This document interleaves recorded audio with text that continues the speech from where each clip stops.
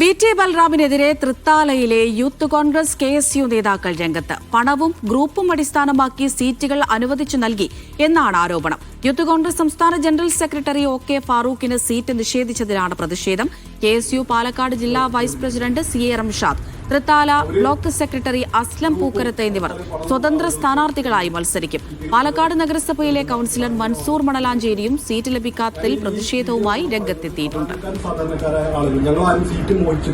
പാർട്ടിയെ പ്രതിസന്ധിയിലാക്കാൻ വേണ്ടി വന്നിട്ടുള്ള ആളുകളാണ്. ഇവിടെ നടക്കുന്ന നീതികേട് അല്ലെങ്കിൽ നെറികേട് എന്താണെന്ന് നിങ്ങൾക്ക് മുന്നിൽ ഇവിടുത്തെ പാർട്ടി കോൺഗ്രസിന്റെ പാർട്ടി നേതൃത്വത്തിന് മുന്നിൽ തുറന്നു കാണിക്കാൻ വേണ്ടിയിട്ട് മാത്രമാണ് ഈ വീഡിയോ.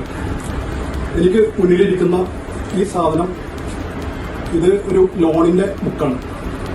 കഴിഞ്ഞ കാലങ്ങളിൽ ഇവിടെ KSU പ്രവർത്തനം നടത്തിയതിന്റെ പേരിൽ ലോൺ എടുത്ത് കടം വീട്ടേണ്ട സാഹചര്യം ഉണ്ടായ ഒരു പ്രവർത്തകരാണ് ഞങ്ങൾ. മാത്രവുമല്ല ഇവിടെ